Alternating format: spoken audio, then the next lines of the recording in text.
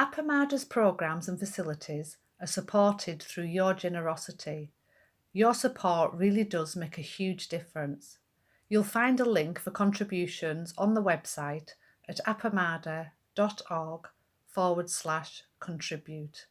Thank you so much.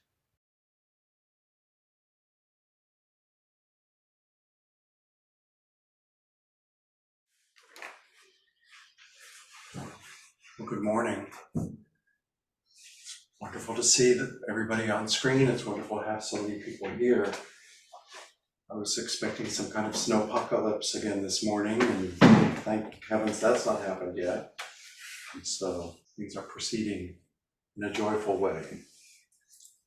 And that's my theme for this morning, joy and the factors of awakening and how those are all available to us. So I'm gonna start on that. Before, I want to say how much I appreciated Kim's talks and how much I've appreciated the chance to give these talks on these subjects. I once heard Steven Weinberg, the Nobel-winning physicist, a professor at UT, say that whenever he wanted to learn about something, he would sign up to teach it. And I have learned so much in the process of just a couple of days from preparing the talks, certainly, but really more from the interactions and from the very powerful things that people have shared that have been evoked by these teachings. So, but I want to say also that giving 3 talks in 2 days is a bit much for me. So, it's been a factor for me. So the joy, awakening factors, and then finally the Dharma gate of repose and bliss. I want to bring in some Zen teachings as well as Satipatthana teachings today. The Satipatthana Sutta extends a series of invitations, offering methods for step-by-step investigations of questions such as, what can we know of and through our bodies when we stop to pay attention to moment-by-moment experience?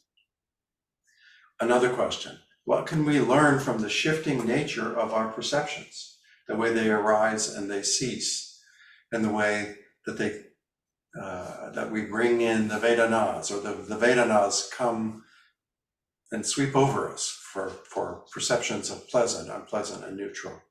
The affective tone. What is the affective tone coloring my perceptions right now? And then a question such as, how is my mind? We are given signposts to figure on, or to focus on in the meditations. Sensations in the body, automatic leanings toward grasping or aversion in the Vedanas, lust or anger in our mind. Those are 2 of the things that are named. And the way that all phenomena arise and pass away continuously. Gradually, we are invited to look at the broader landscape around those signposts to see eventually that our minds are open and free, and that we are developing qualities that are related to the Brahma Viharas, such as equanimity. We find that we can have repose in our meditation when our minds inevitably wander off, and maybe even get a little anxious about that. But we can find repose in the joy of finding ourselves alive and awake in the present moment. And this simple discovery can help us when we get tired or discouraged or meet another bump in the meditative road. And we can actually find too that joy is always available to us, even if we're not seeking it in meditation, if we simply don't always attach joy to getting what we want. There's no explicit mention of compassion in the instructions for Satipatthana's meditation, but as Bhikkhu Analayo points out, and some neuroscientists confirm, the method involved in Satipatthana meditation evokes subtle background connections among the parts of our brain that improve our ability to read communication cues from other people and to connect with feelings and thoughts of others and to connect with the beauty and grandeur of the world and move us toward compassionate action, even though without explicitly stating it. The way the Buddha presents all these ideas is matter of fact.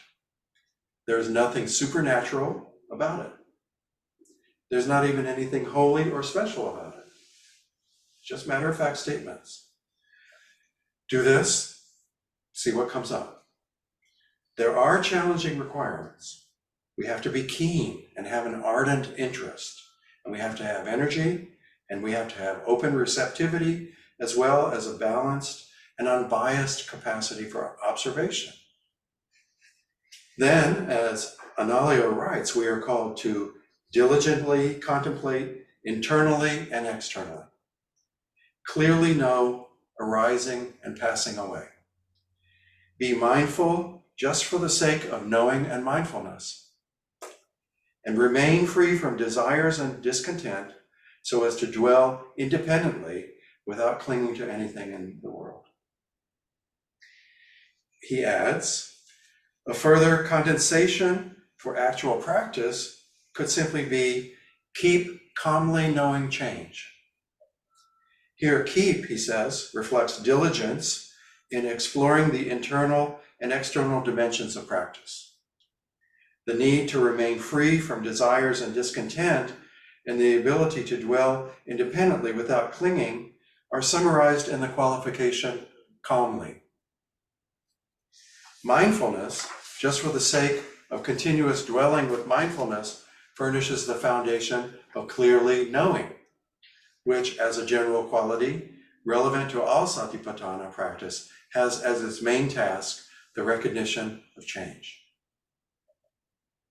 He writes further, the last spoke in the wheel of Satipatthana practice presented here is the contemplation of the awakening factors, which are mindfulness, desire for investigation of dharmas, for finding out what's really going on, desire for that, energy, joy, tranquillity, concentration, equipoise. And Ellen explicated that term equipoise the other day. The instructions for meditation on these factors of mindfulness is mindfulness present within me? And then to do the same for the other factors. Or is a desire for investigation of dharmas present within me? Or is it not present within me? So all of them. And here's my final quote from Analayo. An important implication of the very presence of these 7 awakening factors in our own mind is that it testifies to our capacity to awaken. However weak these awakening factors may be at present, through sustained cultivation, they can be made to grow and become stronger. This, in a way, serves as a complement to our insight that body, feeling, and mind are empty, that they are not something we can truly own. At the same time, we do own something rather precious, the potential to awaken. Let me read that again. An important implication of the very presence of these 7 awakening factors, and I would say implication of every step along the Satipatthana path, from feeling the skin covering your body to these 7 awakening factors. An important implication of their presence is in our own minds is that it testifies to our capacity to awaken. However weak these awakening factors may be at present, through sustained cultivation, they can be made to grow and become stronger. This, in a way, serves as a complement to our insight that our body, feelings, and mind are empty, that is, changing all the time, empty of any static, fixed place or self or anything like that, but that they are And because of that, they are not something we can own. At the same time, we do own something rather precious, the potential to awaken. So I'm looking at Ellen on the screen right now because I've been in a group with Ellen over the last couple of years, and many other people as well, but particularly Ellen as a leader. We meet on Wednesdays, and it's called Zazen and Sharing. And in 2021 and 22, we were reading the book.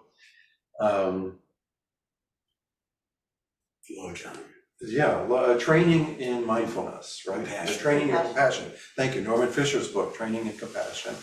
And I want to read what he says about one of the parts of one of the slogans. The slogan is, take on the three principal causes. And the three principal causes don't sound like causes to me, but just follow along with me here. He says, take on the three principal causes. Of the three principal causes, the first is find a good teacher. No one can do mind training alone. The training implies a community of friends to commiserate with and encourage you, and a guide or guides to help. Community is crucially important for our lives. We all crave it, even though it goes against the grain of our heroic American can-do frontier spirit, which we persist in believing in, even in a global world. My apologies for American chauvinism in the middle of this talk here. This spirit of self-reliance is good, yet community remains essential. No one can live without it. In times gone by, community meant neighbors and co-religionists. These days, community is both narrower and much broader and more various than that. Community is less built in than it used to be and more dependent on our own initiative and choice. For example, connecting with people thousands of miles away for a Sunday morning and a few days to contemplate special kinds of approaches toward mindfulness. He goes on, teachers are an important part of our community. It's not important that our teachers be great or enlightened. In fact, having a great or enlightened teacher can sometimes be a disadvantage. So luckily you do not have that disadvantage of me sitting here. The point is to find a teacher you can actually work with, a teacher who can actually help you. In these days of internet and long distance travel, many people have teachers whom they seldom see or maybe have never met. One way or another, we can find the help we need. That is the first of the three principal causes. The second principal cause is realize how important it is for you to tame your mind. Recognize that mind training is not optional, it is essential. Everything in your life depends on it. Your job, your family, your relationships, all depend on you maintaining a stable, buoyant, and kind mind. If your mind were to become dark and unstable, everything would fall apart and you would injure those around you. And here, finally, I'm getting to the point. The third principal cause is realize you have what you need. You are alive. You have consciousness.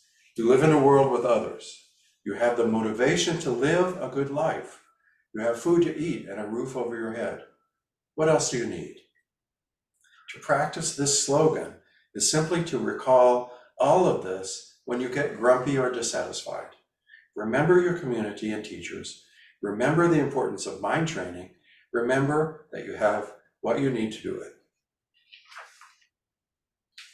So I have an activity, and it'll no doubt take some time to get set up for this, and you might actually want to take notes when I get to listing off the 7 factors again, if you have a pen and paper to do that. So I'm figuring about 20 minutes total, but we have plenty of time in case it runs over. About 20 minutes total in small groups, however that gets distributed. Sit for 5 minutes, and each person consider whether you feel within yourself any or all of the factors of awakening, or if you don't feel them. And the factors are: 1, mindfulness. Next, desire for investigation, desire for investigation, literally, of dharmas, of everything that's in the world. Next, energy.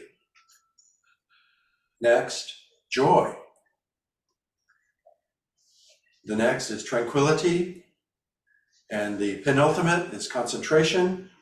And the last is equipoise. So, okay, and there's no wrong answer to any of them. If you have them or you don't have them, just note, it's just an investigation. Then, in the group, take 2 minutes for each person to share their perceptions, or if you don't want to share, you have 2 minutes of silence. And then use the rest of the time to talk about what you heard from your group mates and what reactions you might have had.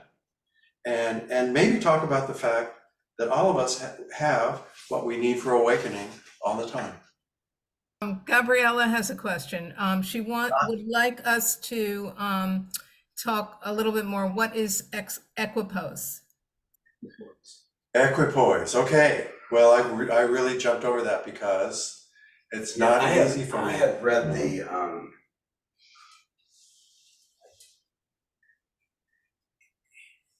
equanimity is more like this perfect peaceful state where equipoise is just being in touch with things as they are. And it's literally balance. Yeah. So it's a state of being balanced among all the other factors.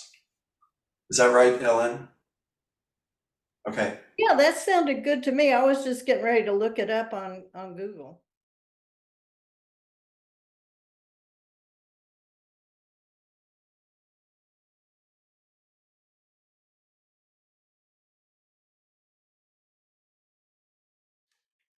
So for me, that small group interaction was a powerful illustration of the point that Norman Fisher makes about community, that we need to be able to talk to each other. And there was a quote about Ananda talking with the Buddha and saying, bringing up the point about spiritual friendship. And Norman Fisher situates teachers within community. And it's the community really that is important. So I hope that there was something like that emerged from the small group interaction, and that can emerge now for if anyone wants to reflect on their experience. And thank you so much, Jisha. Great, thank you.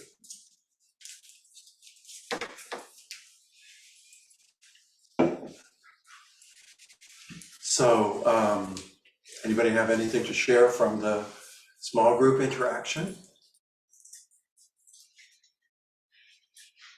I'll share one thing that I think it was Connie who said it, maybe it was Ellen, but that these awakening factors are more about being than doing. And we talked early on Friday about how most of our ordinary kind of experiences between here and things that our senses perceive, this is this stuff going on in the other direction. Yeah. That was one of my takeaways. Yeah. Well, I is that, Connie, can I ask, do you see that as in any way negative? That they are, as that descriptor that, there should be more doing involved? No, it was just so the body thing was telling us what to do. Right. And what I notice when I get a list of things like that I'm supposed to be noticing is that it's really hard to actually be in my body and notice anything. I'm just thinking about what I'm supposed to notice. So the realization that none of those things that were on that list had anything to do with doing anything made me just drop down into my body. And so what I realized about all the things on this list is they actually have a direction inside. I mean, if I can actually be curious and mindful, then joy has kind of an upwardness. Mhm. Energy has an upwardness, but peacefulness has a downwardness. And the equipoise is the place in the middle that can look and see, is my energy up or is my energy down? And am I allowing one to like drag me out of, or can I just sit in the middle of the teeter-totter and go, oh, Mhm. okay. I didn't see it as negative at all. It was just a point to self that if I feel overwhelmed by a long list of things, which makes me feel like I should check them off, that I'll just kind of let them go and sink back into my body. Thank you. That was similar to my experience. I thought, oh, I'm not gonna remember all this, so I'll just list the 7 things. So I'll just close my eyes and sit, and then, because I thought, the one I kept remembering was joy, and I thought, well, then I'm creating joy, I'm not just being in my body. I was like, or I will cling, and I actually have had this challenge through the entire intensive, right? It's like, am I intentionally supposed to be creating an experience? Or am I supposed to just experience what I'm experiencing and then see if it relates to what we're talking to? I don't know if that makes sense. Yeah, exactly. Yeah, that's been my inquiry each time. And I had that inquiry again with this last sitting. It kind of starts with, Peg and Flint have said from the beginning, this is not a self-improvement program. And the thing about a self-improvement program is it's things you do rather than things you are. Or things you have access to, resources that you could draw on, right? As opposed to are like belonging to you. I find it easier to find that equipoise thing, even though we didn't actually define it.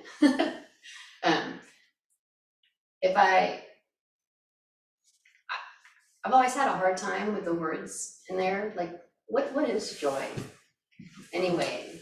Or what is anger? What is frustration? It's easier because society tells us that certain things are good and certain things are bad. Like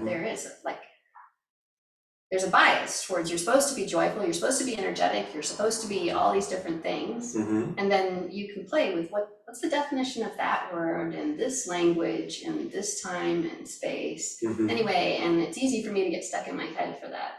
So again, if I sit down, I don't have an automatically assignment if up energy is better than out energy, is better than in energy, better than down energy. I can sit there and just notice. Do I feel like I'm getting bigger, or do I feel like I'm really not well grounded? Do I feel kind of spacey?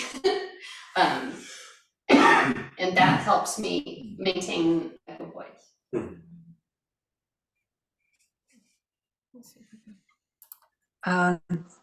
Well, what happened was that Gabriella and I were just the two of us in a room, and basically, I'd like to share that what we had was a joy fest, a joy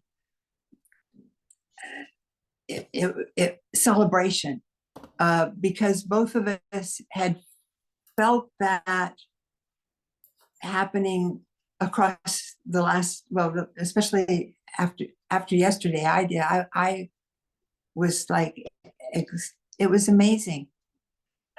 And I was just full of joy that I was able to come here, that I was able to be fully here as much as I was, and real appreciation for a whole lot of the stuff. And then, just going through all of that. But of course, we started it by laughing, because when we went to sit together, that I said to her, "I'll hope to see you," based on yesterday's impermanence lesson that we had during our last breakout group. So I think we were just having huge appreciation both for the opportunity here, but huge appreciation that someone long ago figured out all of these details and big picture together in a way they were able to write it and that it not only makes sense, but it has made sense across this much time.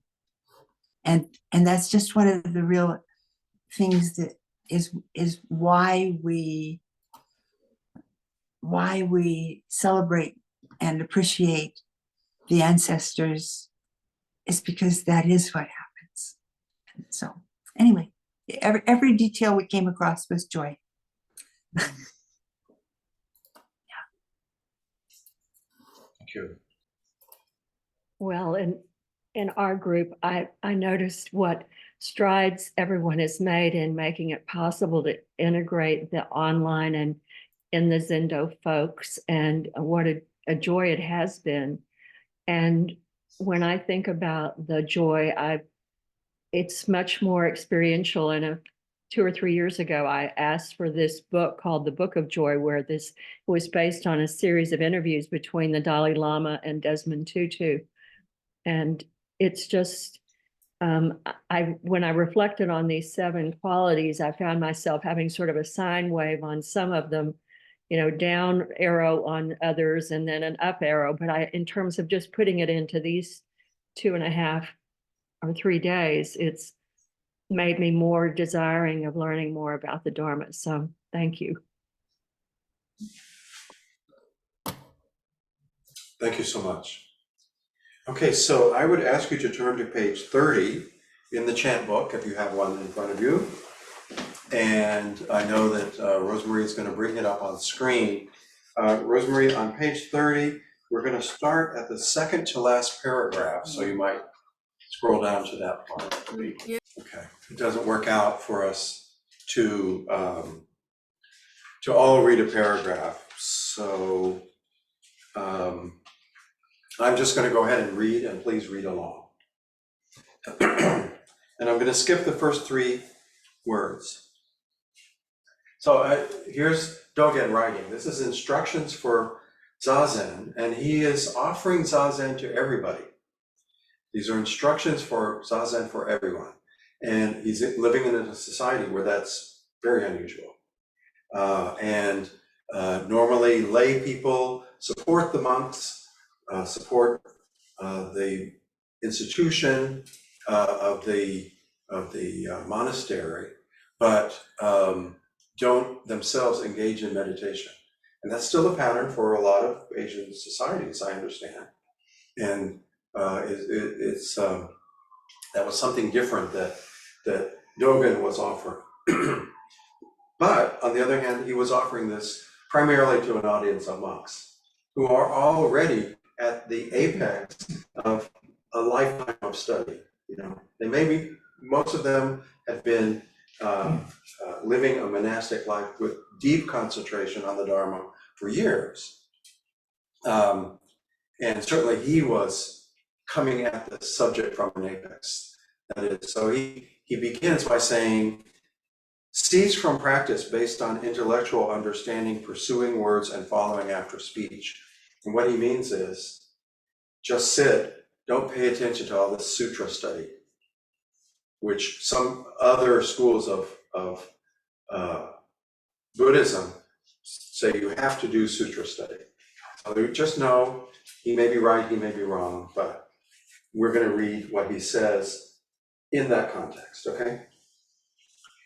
Cease from practice based on intellectual understanding, pursuing words, and following after speech, and learn the backward step that turns your light inwardly to illuminate yourself.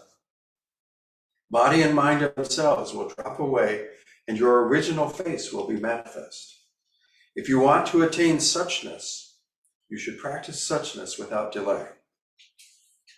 For Sanzen, or Zazen as we would call it, a quiet room is suitable. Eat and drink moderately. Cast aside all involvements and cease all affairs. Do not think good or bad. Do not administer pros and cons. Cease all the movements of the conscious mind, the gauging of all thoughts and views. Have no designs on becoming a Buddha. Sanzen has nothing whatever to do with sitting or lying down. At the sight of your regular sitting. Wait. Yes, You want to say a few words about, that's really a powerful line. let's read it through and then go back. Okay. Okay? Zazen has nothing to do whatever with sitting or lying down. At the site of your regular sitting, spread out thick matting and place a cushion above it. This is for people in this society, and we don't have to take this as gospel. Sit either in the full lotus or half lotus position. In the full lotus position, you first place your right foot on your left thigh and your left foot on your right thigh. In the half lotus, you simply press your left foot against your right thigh. You should have your robes and belt loosely bound and arranged in order.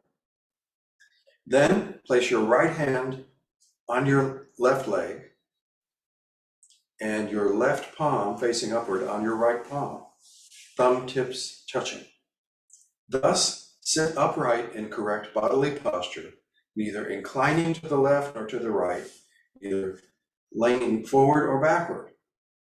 Sure, your ears are on a plane with your shoulders, and your nose is in line with your navel. Place your tongue against the front roof of your mouth with teeth and lips both shut.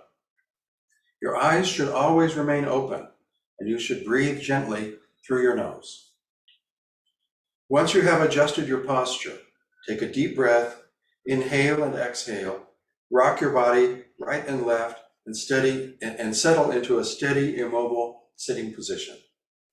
Think of not thinking.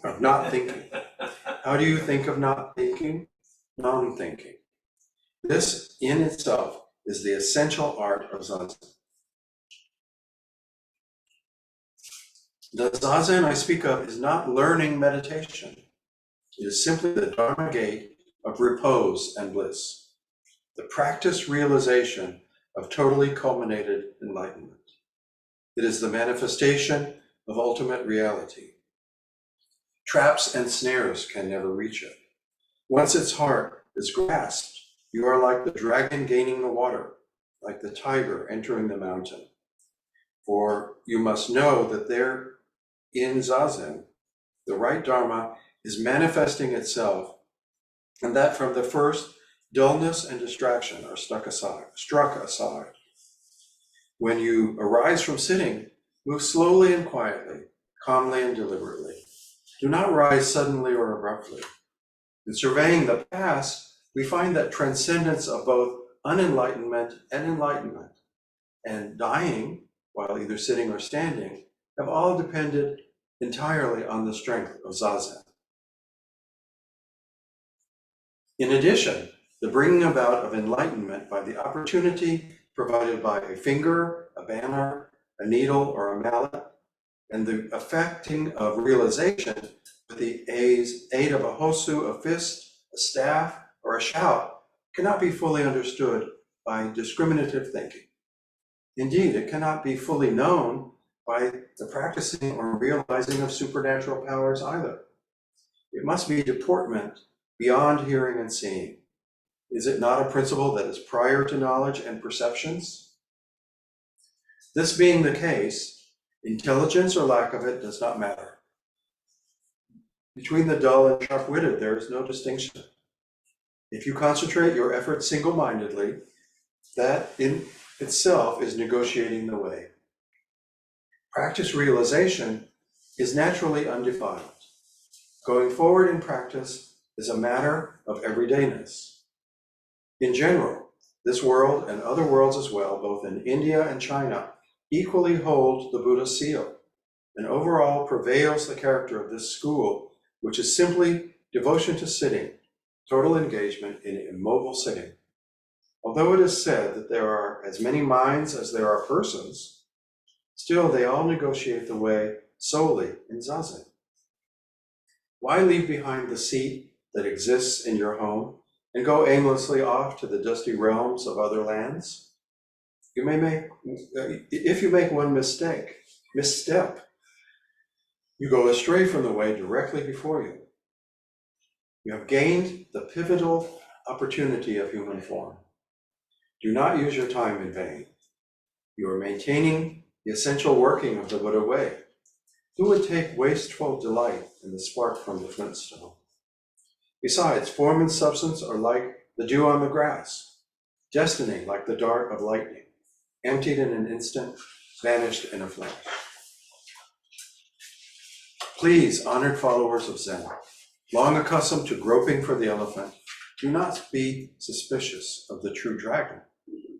Devote your energies to a way that directly indicates the absolute. Revere the person of complete attainment who is beyond all human agency. Gain accord with the enlightenment of the Buddhas. Succeed to the legitimate lineage of the ancestors' samadhi. Constantly perform in such a manner, and you are assured of being a person such as they. Your treasure store will open of itself, and you will use it at will. So I want to just connect that last paragraph with something from the Satipatthana Sutra, where the Buddha, in his instructions, says, practice these instructions for 7 years, and you will attain the way. You will, in fact, go beyond our mortal realm of existence, either right now or you won't come back in another life. And then he says, but it doesn't take 7 years, actually. It doesn't take 7 months, it doesn't take 7 weeks. You can do it in 7 days if you really give yourself to this practice. And here's Dogen saying,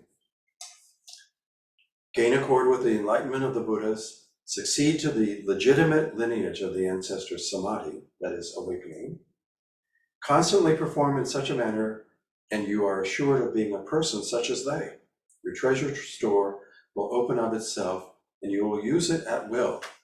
And I'm just making an association here, but what is a treasure store in this context? I'm thinking of the 7 factors of awakening, that we can, as human beings, in this life, right in this moment, have as resources available to us.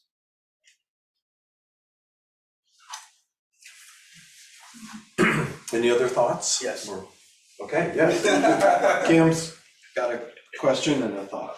Well, I really love that line, Zazen has nothing to do with sitting, and then he goes on explaining exactly how to do Zazen. And I was thinking about, I taught art all my life, and if I had taught, whenever I asked my colleagues, do we teach art, we would of course say, no, not at all, it's impossible to teach art. So we teach people how to do things, but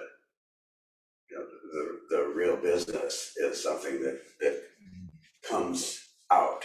And from within. Yeah, now that you have that idea about dance, that what you learn is movement, but not dance in the. You're not even thinking when you're dancing if you've done the previous work, right? You can't balance on the point of a shoe if you haven't done the work to do that.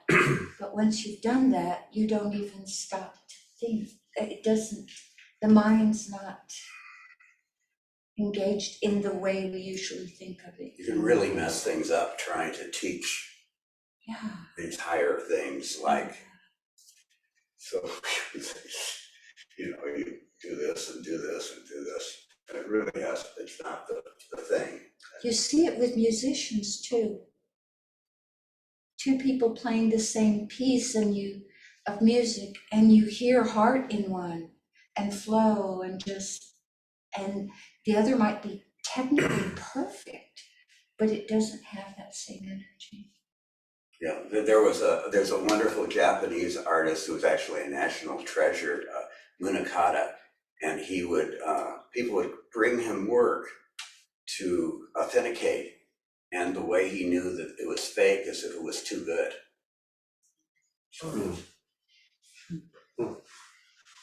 Too technically good, maybe, or is that what you're saying? Yeah, a better example of what he did than what he did.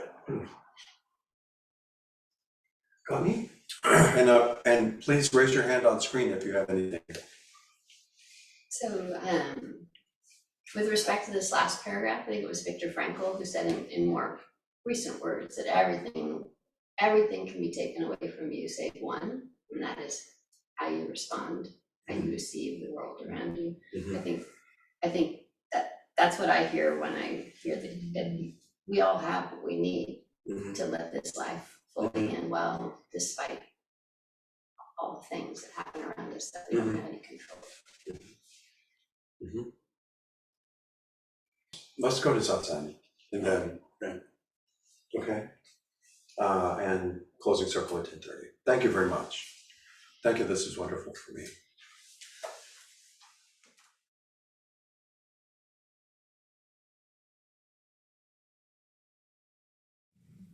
We are aware of the body in the sitting posture, and we let the mind rest on the body, just as the body rests on the cushion.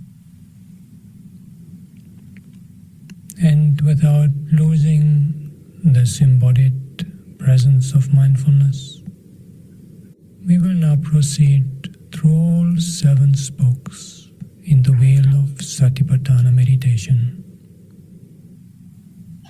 3 body contemplations, contemplations of feeling and mind, and 2 contemplations of dharmas, the hindrances and the awakening factors.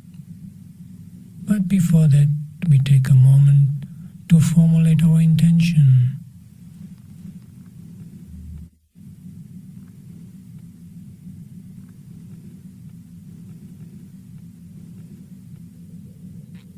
And having formulated our intention, we start with the anatomical parts. Skin, from the head moving down to the feet. Flesh, from the feet moving up to the head. Bones, from the head moving down to the feet. And we are aware of this body in the sitting posture is made up of skin, flesh and bones, cultivating an attitude of non-attachment.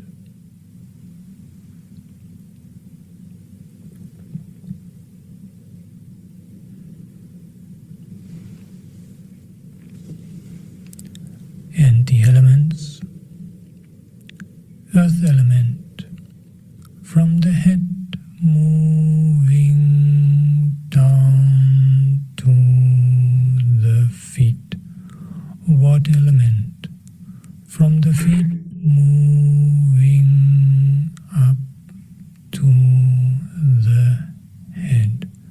Fire element, from the head moving down to the feet. And wind element, from the feet moving up to the head. And we are aware of this body in the sitting posture as pervaded by these 4 elements, with an understanding of their empty nature.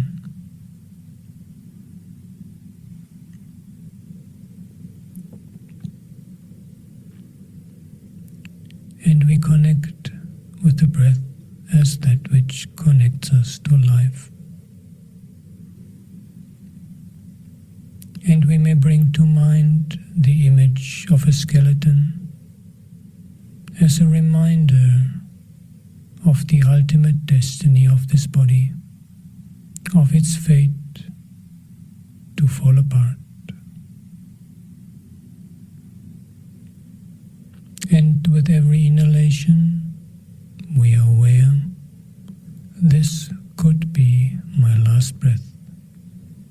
I cannot be sure. And even if it is not my last breath, it is certainly one breath closer to death.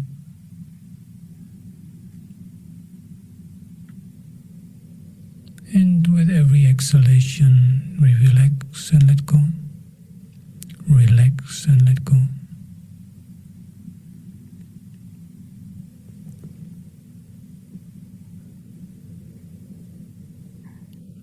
Feelings, pleasant feelings, from the head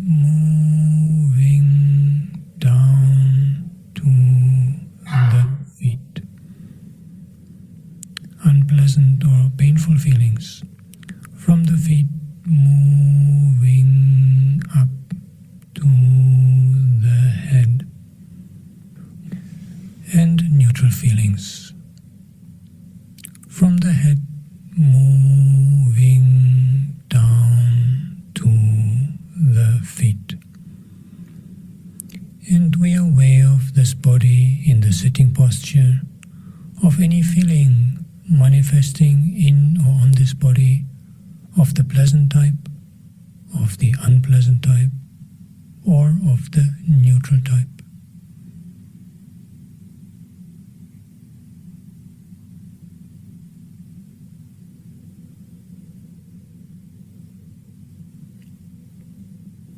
And from having contemplated bodily feelings, we open up the vista of our awareness to include any feelings, even those that are predominantly manifesting on the mental level without a clearly discernible bodily component.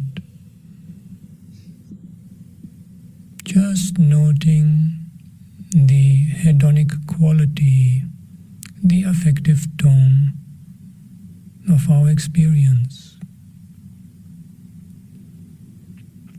Pleasant, unpleasant, or neutral.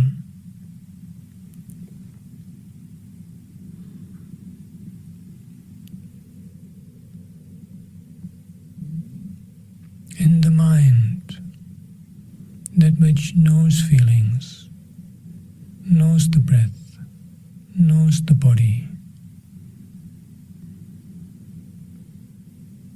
And due to the practice we have been doing so far, this is a state of mind in which mindfulness is established. And we take time to savor, flavor, distinctly experience the characteristic of our mind when mindfulness is present. Familiarizing ourselves with this beneficial condition of our mind so that we can easily recognize when mindfulness is there and recognize when mindfulness is about to be lost.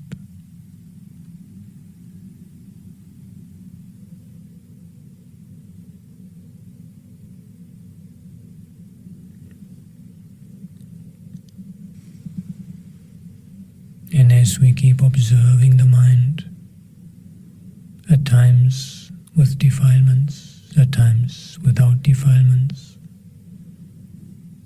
we also keep noticing changing mind. Mind keeps changing all the time.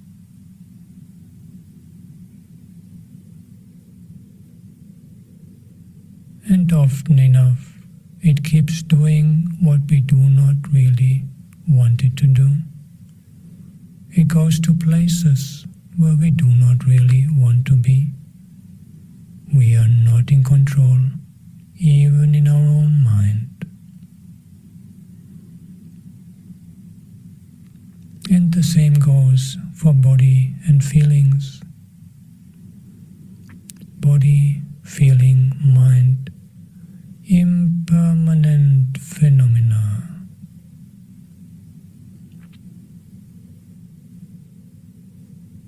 And what is impermanent cannot yield lasting satisfaction.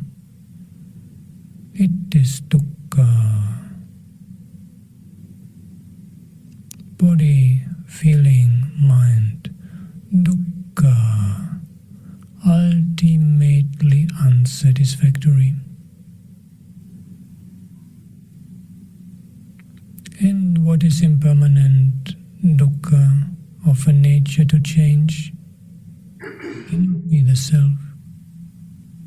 Body, feeling, mind, empty phenomena, empty of the self.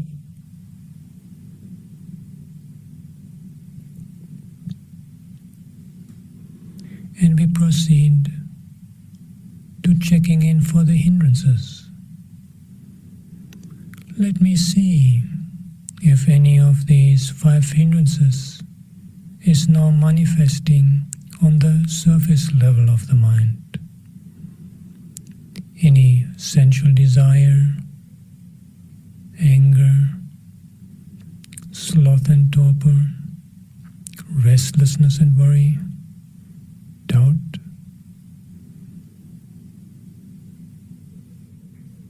And if we find that any of these hindrances is manifesting, we explore their conditionality, understanding the causes that led to the arising of the hindrance and the causes and conditions that help us to emerge from it and to prevent its recurrence. And sooner or later a time comes, no hindrance is right now present in the mind. Although the roots of unwholesomeness are still present, on the surface level of the mind right now, no hindrance manifest. And we rejoice. Such a beautiful mind, crystal clear like clean water, not colored by sensuality, not boiling in anger, not overgrown by the algae of sloth and torpor, not tossed around by the winds of restlessness and worry, not muddied and darkened by doubt. Crystal clear quality of the mind. What a relief. As if having paid off a debt, having recovered from a disease, having been released from prison and slavery, having safely completed the dangerous journey. What a relief! And we rejoice.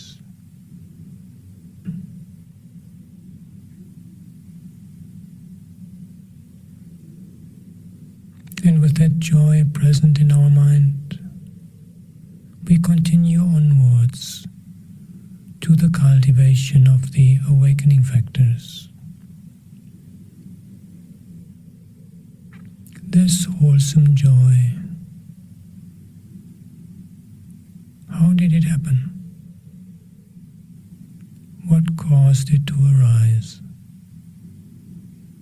We were practicing Satipatthana meditation, establishing mindfulness, and based on mindfulness established, we investigated, closely investigating this mind to see if any hindrance was there. And this was a sustained investigation. We had perseverance, we had energy. And then we aroused joy on finding that the mind was temporarily free from the hindrances. And this wholesome type of joy leads on naturally to tranquillity of the mind.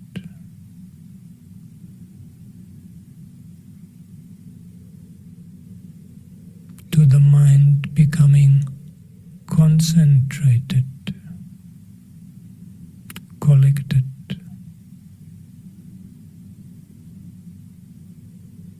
and becoming balanced, equipoise.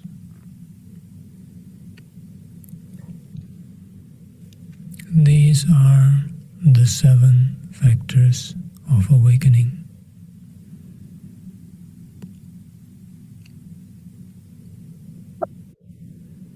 They may be just tiny little buds,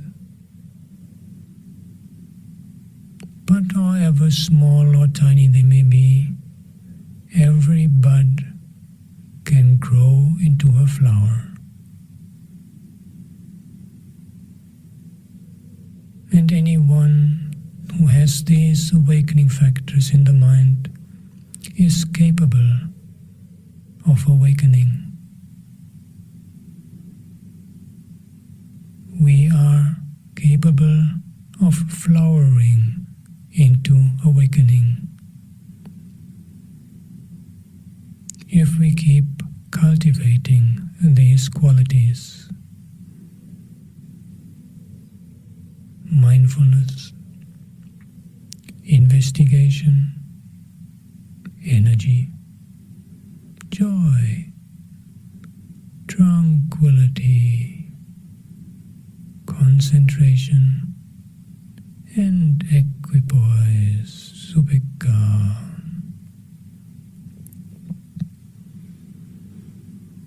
And having aroused these 7 awakening factors based on the joy of seeing the mind free from the hindrances, we continue in the company of these awakening factors to move on into our open practice.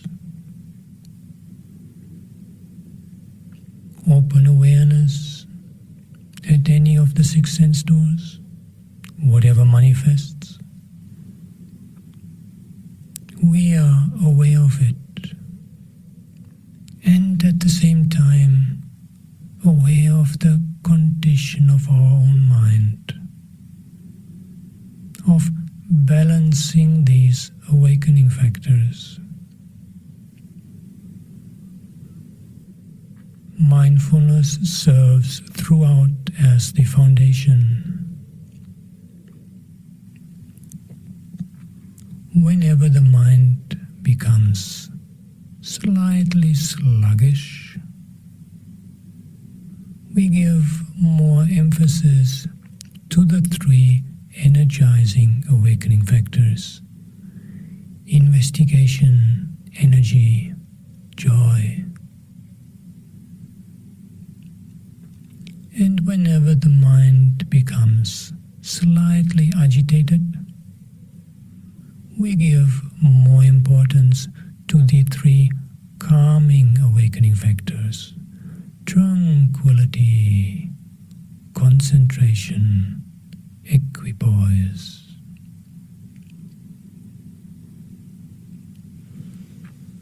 In this way, we maintain the awakening factors balanced,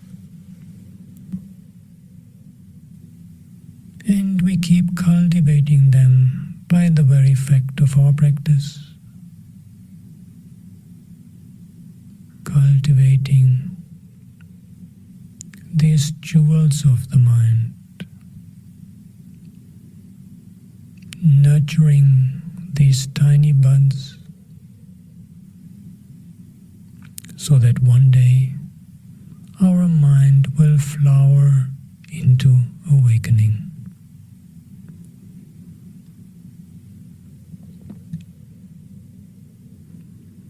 And with open awareness of anything that happens at any of the 6 sense doors, we keep noticing impermanence, changing phenomena,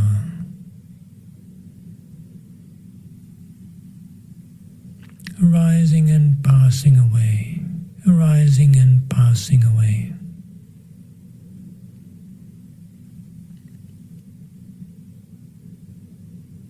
And as we keep cultivating these 7 awakening factors in a mind that is secluded from the hindrances,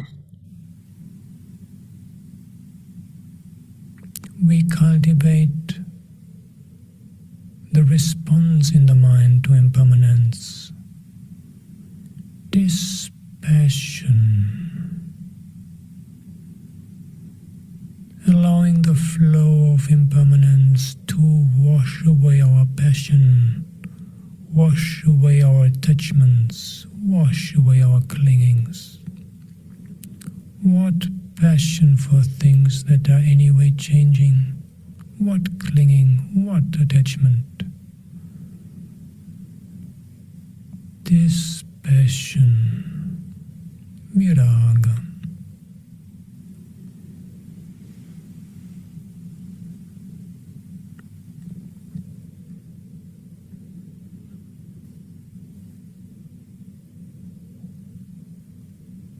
And the more we become dispassionate, the easier it is for us to be at ease with the ending of things.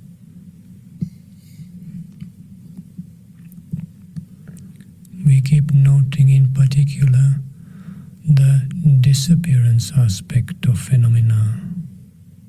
They are passing away, they are ending, they're ceasing. Cessation.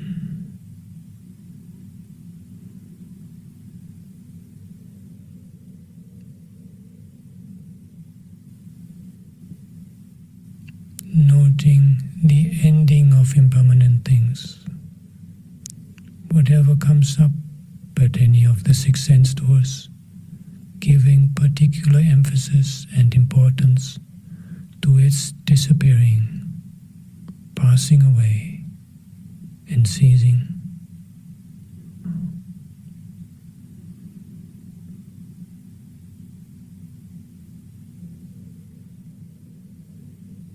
And the clearer we see the inevitable passing away of things, the more we come to be at peace.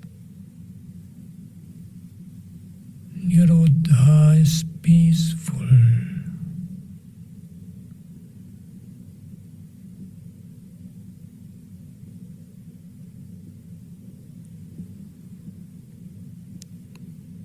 Then based on seclusion, dispassion and cessation, we let go. Letting go. Letting go of what is outside, letting go of what is inside, letting go of all our attachments and clingings, our sense of identity and appropriation as I, me and mine, and eventually letting go of all that is conditioned,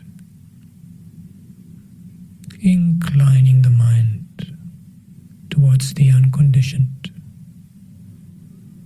the supreme peace, the supreme happiness, the supreme release from all that is conditioned, letting go into Nibbana.